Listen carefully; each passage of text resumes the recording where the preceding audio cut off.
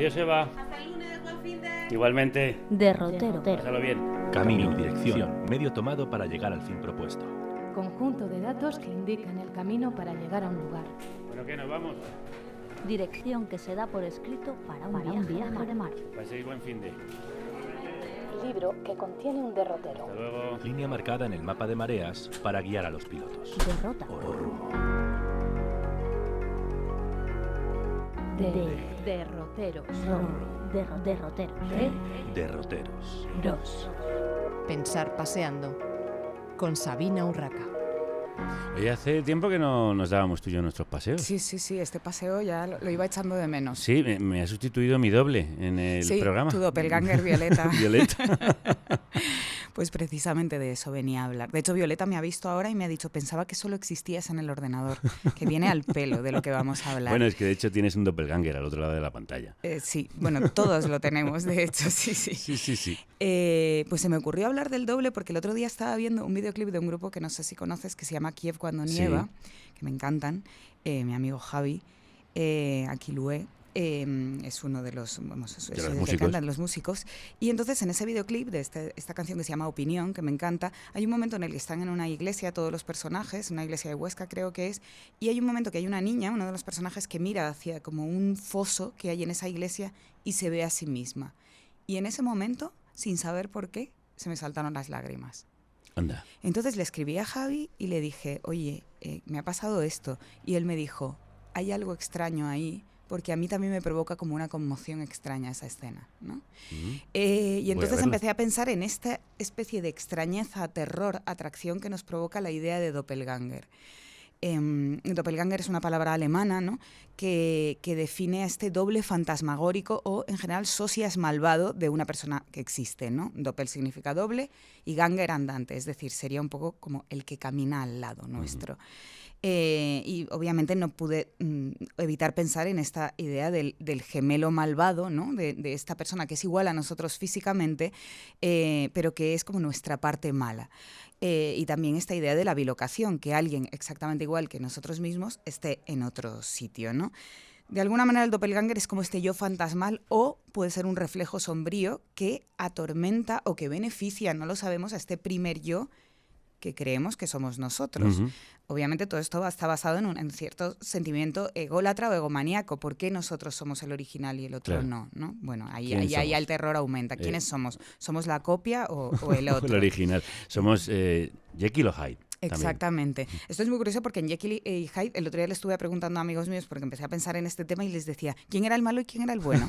Doctor Jekyll y Mr. Hyde, rápido. Y era como, ¿no? Y nadie sabía porque Doctor, ¿no? y Mr. dan como una sensación de seguridad. Claro. Los títulos, ¿no? Y además, a mí siempre me ha pasado, Jekyll es una palabra que me parece más perversa que Hyde. Sí. Luego Hyde es un juego de esconderse. De esconderse, claro, sí. Pero en realidad es que Hyde supuestamente es el malo, bueno, es el malo en el cuento, pero en realidad Jekyll a mí me suena peor. Suena peor, es que hay una cierta confusión. Si se lo preguntas a alguien rápido, nunca vas a verlo, a no ser que sea como especialista y lo tenga muy claro. Es decir, el doppelganger somos nosotros mismos y yo creo que hay algo de emoción en ese vernos desde fuera, pero al mismo tiempo resulta terrorífico. Siempre hay esta duda, ¿ese doble es también nosotros o es otra persona que simplemente tiene nuestro aspecto o es un desgajamiento de nosotros mismos? Es decir, sí que tiene que ver con nosotros, pero puede volverse contra nosotros. Y esto es importante también, y aquí conecto con otra idea de doble que recuerdo que estaba muy presente en mi vida. Yo no sé si esto te ha pasado alguna vez. Alejarte de una escena en la que estás presente, por ejemplo, una fiesta, o por ejemplo, tu propia casa de la infancia. En casa de mis padres, donde yo crecí en Tenerife, hay un patio, y desde ese patio se ve mi habitación. Y algunas veces cuando estaba estudiando salía al patio y miraba dentro, y lo único que faltaba en la habitación, de noche, ¿no? con la lamparita encendida, era yo. Pero siempre que miraba con un temor de verme a mí misma.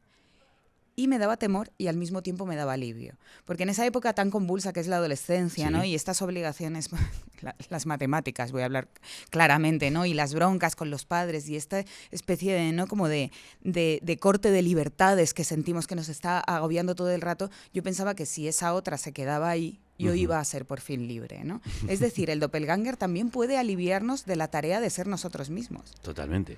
Eso a mí creo que es la idea que más me fascina. De hecho, hay una película de una directora española, Andrea Jaurrieta, que se llama Ana de Día, y la premisa es precisamente esa. Es Ingrid García Johnson, la actriz, que de pronto un día se ve a sí misma desde fuera, llevando su propia vida, y entonces ella aprovecha para irse de su vida, ¿no?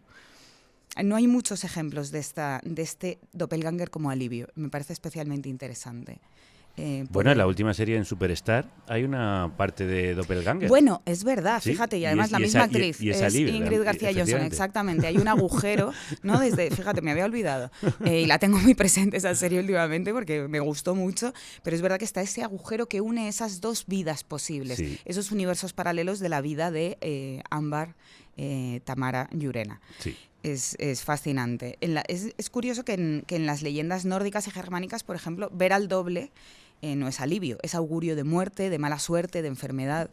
También hay un crítico de arte y literario italiano que se llama Mario Praz, que conectaba la figura del doble con otras figuras populares del folclore. Aquí ya estamos de nuevo en lo del Dr. Jekyll y Mr. Hyde. El hombre lobo, como ese alter ego, la muchacha hermosa que oculta en su interior una serpiente o un demonio, ¿no?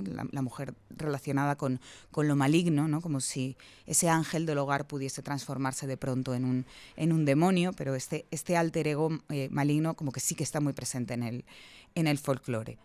Y luego estaba pensando también en los dobles con fines libidinosos, ¿no? Como siempre en la mitología, ¿no? Zeus, por ejemplo, toma la apariencia de anfitrión para unirse a Alcmena, y también hay un rey mítico de la Britania posromana que se llamaba Uther Pendragon, que se convertía en un doble del marido de Igraine para poder yacer con esta mujer, ¿no? O sea, finges que eres la pareja de esa mujer para poder liarte con ella, ¿no? La engañas.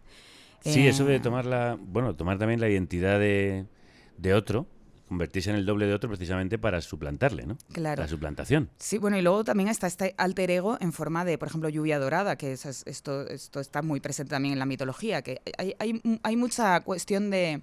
O sea, está mucho esta cuestión del desdoblamiento siempre con fines, ¿no? Sexuales, para engañar a alguien, ¿no? Tú piensas que es una lluvia que te está cayendo de encima y en realidad es Zeus que te está fecundando. O sea, la trampa absoluta total, y ni siquiera puedes ir a tomarte la pastilla del día después ni nada así, porque no lo sabes, ¿no? Porque Zeus ha tomado este doppelganger en forma de algo que no parece ni siquiera humano. El momento en el que más ¿no? se empiezan a interesar las personas por el fenómeno del doble es en el romanticismo, pero siempre como la materialización de este lado oscuro y misterioso, sí. ¿no? Jung lo llama la sombra, ¿no? La sombra de ti mismo. Y aquí es curioso, y volvemos a hablar ¿no? casi del Dr. Jekyll y Mr. Hyde, y no saber quién es el bueno, quién es el malo. Siempre llamamos Frankenstein a la criatura. Si tú dices Frankenstein, no piensas en el doctor Frankenstein que inventó la criatura, ¿no? Piensas en el monstruo. Tiene que ser el doctor Frankenstein y el monstruo de Frankenstein. Pero si a ti te dicen Frankenstein, piensas en el monstruo. De alguna forma esto representa como el monstruo de Frankenstein, al ser una invención del doctor Frankenstein, no deja de ser como un desgajamiento de su alma, ¿no?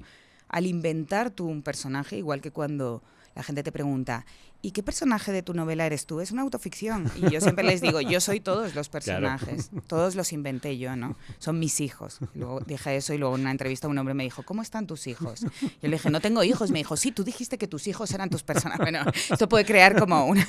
Pero bueno, es decir, que todo lo que tú creas, de alguna forma, no deja de ser... de un modo oscuro y perverso tu doppelganger. Bueno, de hecho, tus propias palabras pueden generar un doble con el que tú no te sientas identificado en otro momento. Eso pasa muchísimo en el periodista. Eso acaba de pasarte en esa entrevista, ¿no? A lo mejor dices, bueno, sí, yo dije eso, es que a lo mejor no me acordaba. Sí, en general debo decir que los titulares que se toman en las entrevistas generan un doppelganger engañoso de la persona real, ¿no? Bueno, cuando tienes una figura pública, una imagen pública, hay un cierto doppelganger de lo que tú eres en la intimidad y de lo que eres públicamente. Bueno, yo diría que incluso... Ahora todos mismo tenemos, ¿no? Todos, al tener redes sociales, al tener varias redes sociales, algunas personas, y usarlos para diferentes propósitos, en realidad estamos desdoblando nuestra personalidad en diferentes personajes, ¿no? O sea, el doppelganger está muy, muy presente actualmente, sobre todo teniendo en cuenta que las inteligencias artificiales se supone que están tomando datos de nosotros y que podrían suplantarnos en un momento dado o convencer a alguien, ¿no? de que somos nosotros los que estamos escribiendo o hablando, ¿no? O sea, pueden incluso suplantarnos a nivel físico en un vídeo, ¿no? Y puede parecer que es nuestra voz. Estuve viendo trucos, ¿no? Como pequeños tips para saber cuando alguien creado por inteligencia artificial no es real.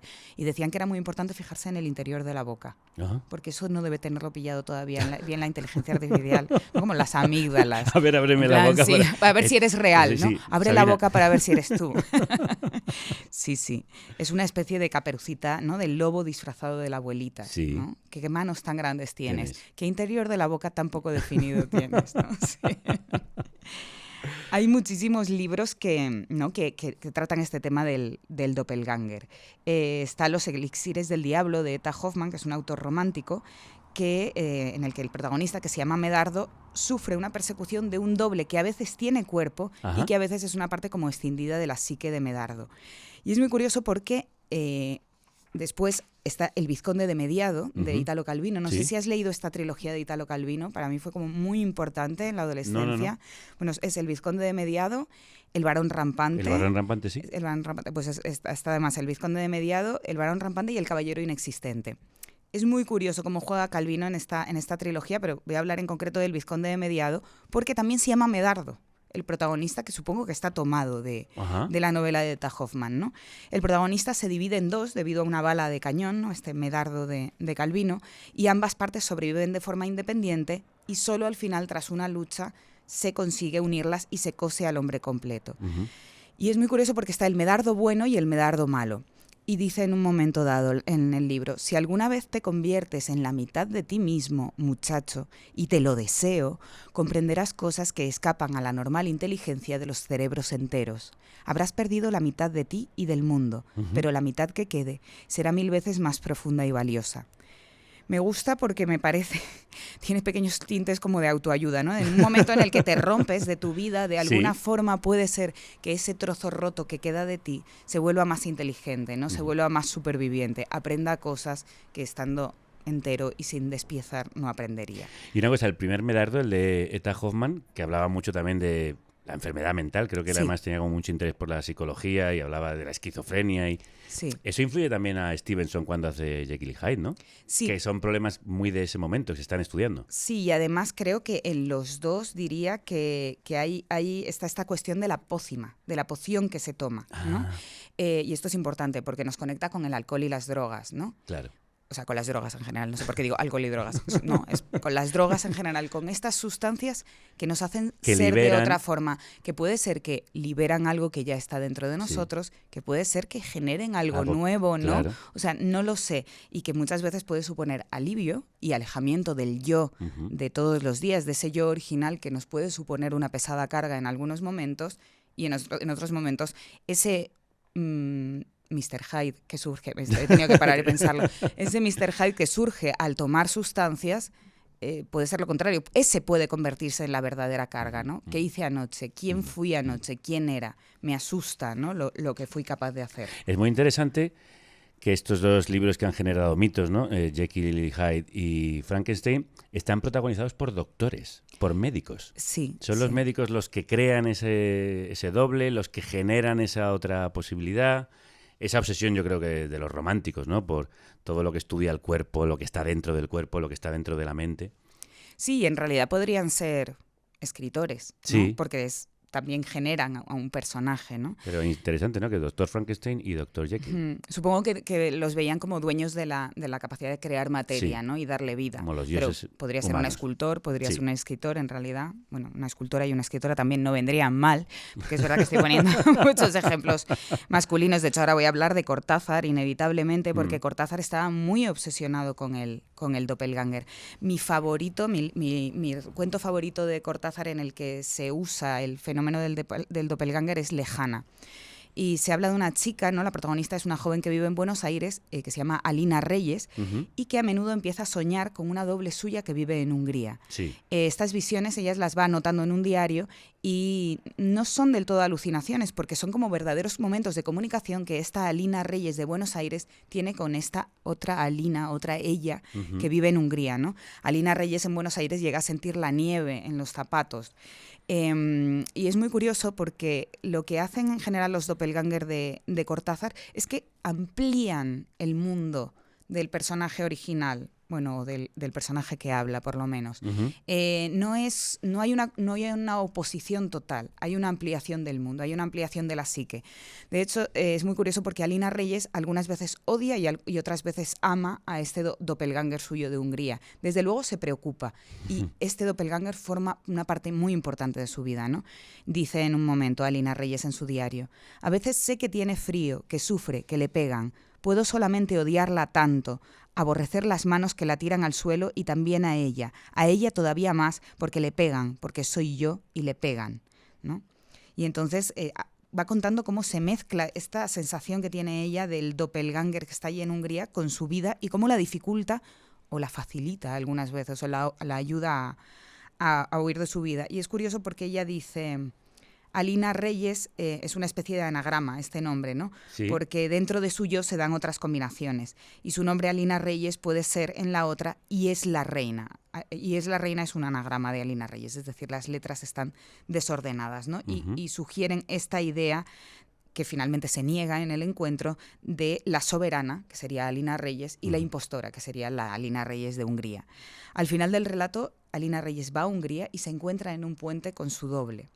Y se dan un abrazo, que es muy emocionante. O sea, recuerdo perfectamente la primera vez que lo leí. Pero la unión es muy breve. Alina se queda en la doble, tiritando, sintiendo el frío de la nieve, y la doble vuelve, o sea, se huye, ¿no? De alguna forma entiendo que se va a Buenos Aires en el cuerpo de Alina. Es decir, se produce un traspaso de almas. De almas, sí. Entonces es muy interesante como Cortázar aquí, ¿no? Aquí se ve muy bien lo de esta ampliación del yo. Tiene varios cuentos, tiene uno que me gusta mucho también que se llama La flor amarilla, en el que el personaje encuentra a un niño en el autobús que de alguna forma siente que es como una reencarnación suya de una próxima vida.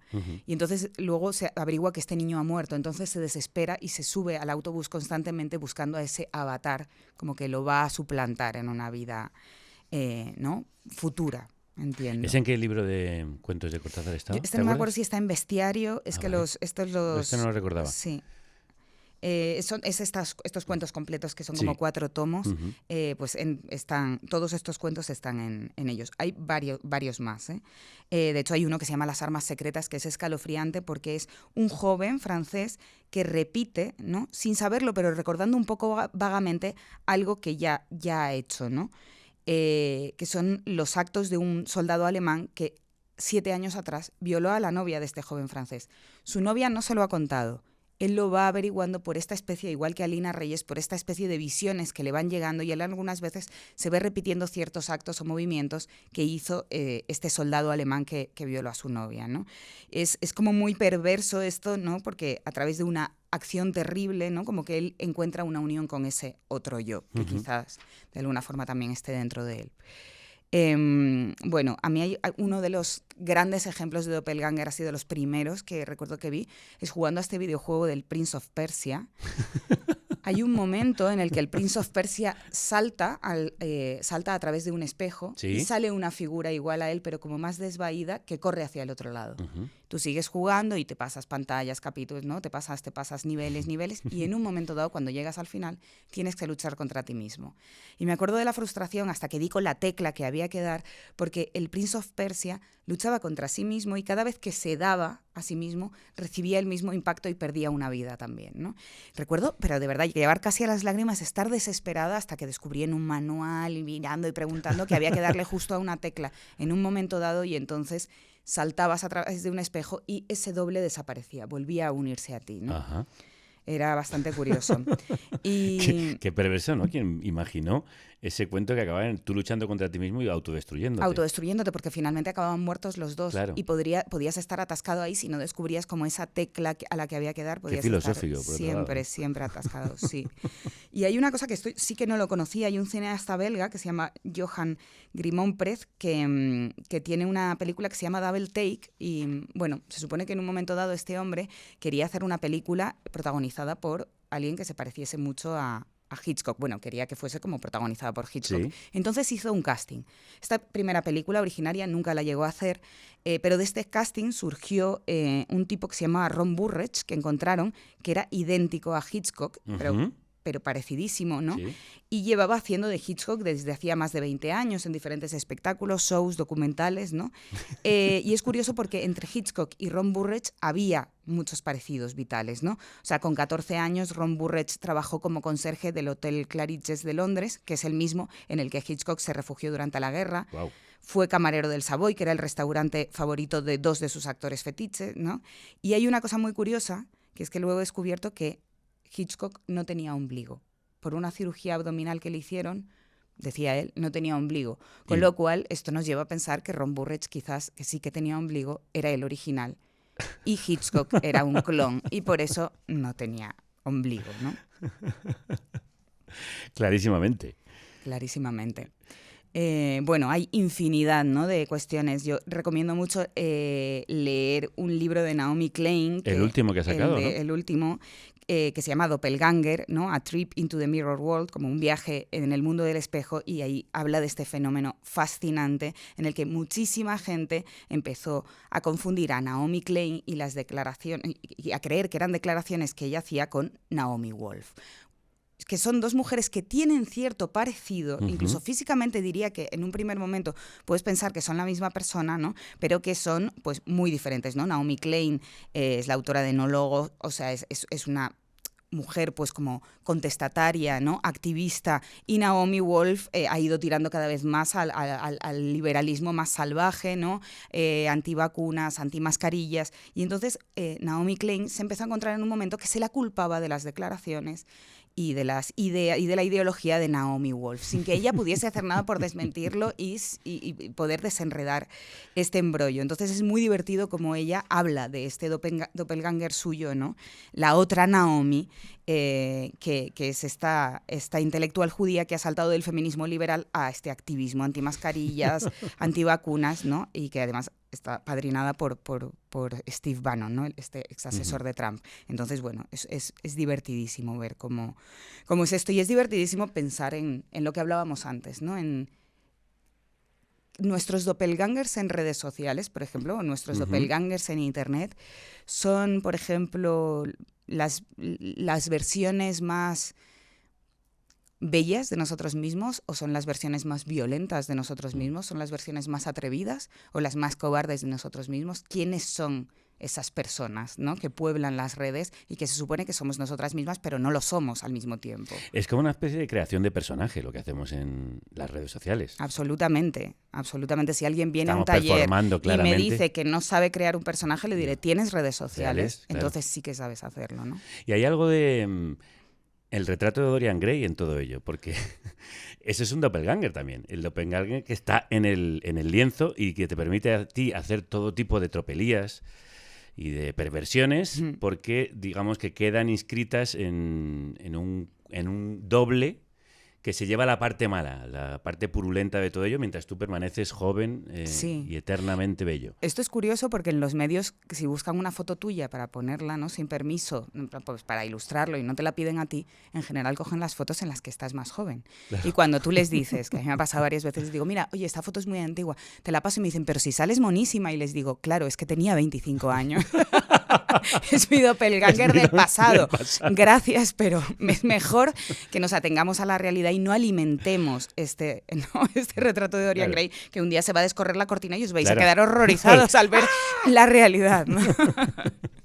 Bueno, y hay una cosa de los dobles que es ese cierto terror que produce lo gemelar, ¿no? Que haya 2 personas iguales en el mundo, que tú tengas un doble en alguna parte, 2 personas que nacen más o menos idénticas, como los gemelos, los mellizos.